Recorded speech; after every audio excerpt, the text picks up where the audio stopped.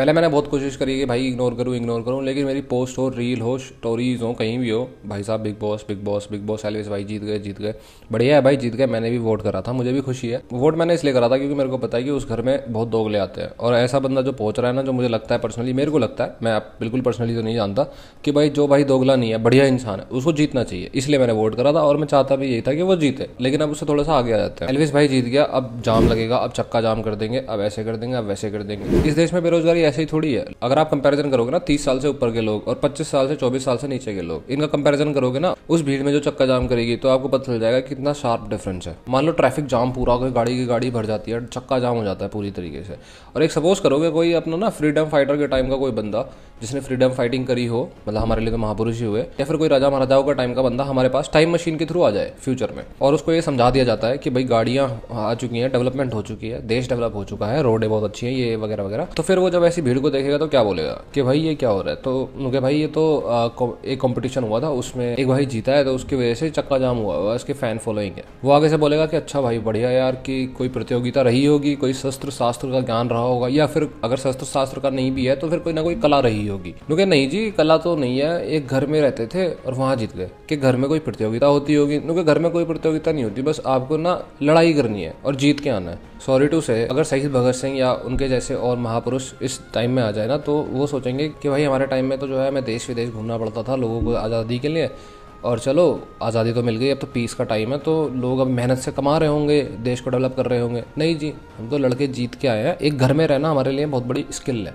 और उसके लिए हमने चक्का जाम कर दिया। मैं उनमें से नहीं हूँ जो बिग बॉस को ऐसा क्रिटिसाइज करेगा कि भाई क्या है, मसाला नहीं है, ये लर्निंग करो, सीखो, ऐसा नहीं है। मैं वो नहीं कर रहा, वो टीचर्स वाला काम नहीं कर रहा मैं। आप बिग बॉस को अपने खाली टाइम में एंटरटेनमेंट के लिए देखते हो, अपने एंजॉयमेंट के लिए देखते हो, तो बस उतना ही रहना चाहिए ना उसका हिसाब। आप एंटरटेनमेंट के लिए देखते हो, आपकी व्यूअरशिप उसको मिलती है और उसके पैसे उसको मिल जाते हैं, तो बात खत्म हो गया ना, सर्कल खत्म हो गया। लेकिन अगर ये सर्कल इतने दूर जाएगा कि चक्का जाम और दुनिया भर की बातें, दुनिया भर की पोस्ट स्टोरीज में आपके यही डला हुआ है, तो फिर आप देश में नौकरियों की उम्मीद कैसे कर रहे हो। और यही लोग 2 दिन पहले, मोस्टली ये बहुत ही जो ना 16-17 साल के लड़के होते हैं, यही लोग 2 दिन पहले इन्होंने जियो एप्लीकेशन की पूरी रेटिंग गिरा दी। पुणे सुपरस्टार जब बाहर हुआ, पूरे एप्लीकेशन की रेटिंग गिरा दी और पूरी तरीके से कैंपेन चलाने लग गए कि boycott big boss, boycott big boss. 4 दिन बाद मेरे को लग रहा है बिग बॉस की टीआरपी के इन्होंने रिकॉर्ड ब्रेक करा दिए होंगे सेम ही लोगों ने। अरे भाई 2 दिन में क्यों पलटते हो यार। ये पता है प्रॉब्लम कहाँ से शुरू होती है। हमारा जो एंटरटेनमेंट जोन है ना, मतलब चैनल्स वगैरह है या फिर बॉलीवुड है, इन सारे लोगों ने हॉलीवुड से या फिर बाहर से ये चीज़ों को एक्सेप्ट करा, और सारी की सारी कचरा एक्सेप्ट करा। कोई भी अच्छी चीज़ एक्सेप्ट करने को तैयार नहीं हुए ये लोग।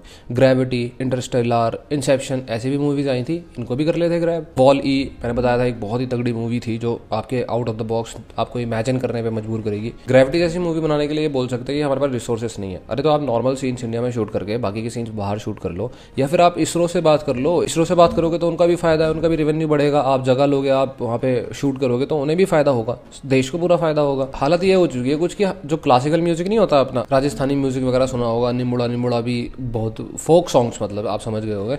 इनके जो शोज है ना, इंडिया के बाहर बहुत हो रहा है और इंडिया में तो हो ही नहीं रहे। इंडिया में क्या होता है, कोई ना कोई शो ऑर्गेनाइज करा देते हैं, उसमें एपी ढिल्लों या फिर किंग को बुला लेते हैं और वहीं पूरा फंक्शन चलता है। भाई साहब पैसे कमाए जाते हैं, टिकट के पैसे महंगे, ये सब। मेरे को भी किंग और एपी ढिल्लों के गाने बहुत बढ़िया लगते हैं, ऐसा नहीं है कि मैं उनके लिए बोल रहा हूँ। आप एक्सप्लेनेशन समझो, किंग के गाने बहुत बढ़िया है और एपी ढिल्लों के गाने भी बहुत बढ़िया है, सभी के गाने बढ़िया है। बात है कि सूफी को कैसे इग्नोर कर दिया इन लोगों ने। अभी हाल ही में एक न्यूज़ पढ़ रहा था कि हार्वर्ड में रामायण और महाभारत के पाठ पढ़ाए जाएंगे और वहाँ पे रेगुलरली कुछ ना कुछ कल्चरल फंक्शन होते रहते हैं। उनको पता है कि कल्चरल प्रिजर्वेशन की कितनी ज़्यादा वैल्यू है, लेकिन हमारे देश को नहीं पता, हमारे देश के लोग नहीं सुनना चाहते। बिग बॉस पता क्या है, बिग बॉस एक WWE की तरह है। लोगों को लड़ाई देखने में मज़ा आता है और फ़र्क नहीं पड़ता वो स्क्रिप्टेड हो या ना हो। मैंने एक बंदे के व्यू पढ़े थे बिग बॉस के बारे में कि बिग बॉस ना एक छोले भटूरे की दुकान की तरह है, जहाँ पे छोले भटूरे बहुत चलते हैं। अब चलते वो 2 कारणों से, एक तो छोले भटूरे की डिमांड बहुत है, लोग खाने वाले बहुत है, दूसरा वो छोले भटूरे बनाता बहुत अच्छे है। अगर दोनों में से एक चीज़ निकल जाए ना, दुकान बंद हो जाएगी।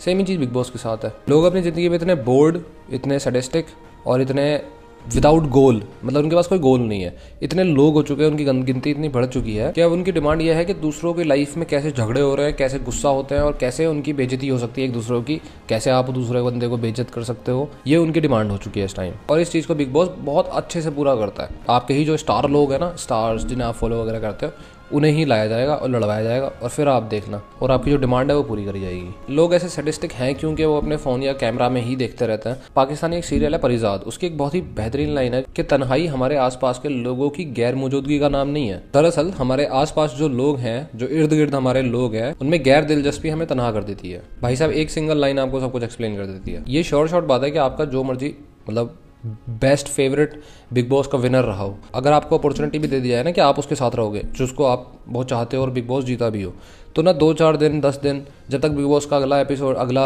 सीजन शुरू नहीं जाता ना, तब तक आप उससे भी बोर हो जाओगे और फिर आप उससे भी बात नहीं करना चाहोगे और आप बिग बॉस देखना शुरू कर दोगे। उन लोगों की बात कर रहा हूँ जो बिग बॉस के बहुत बड़े फ़ैन हैं।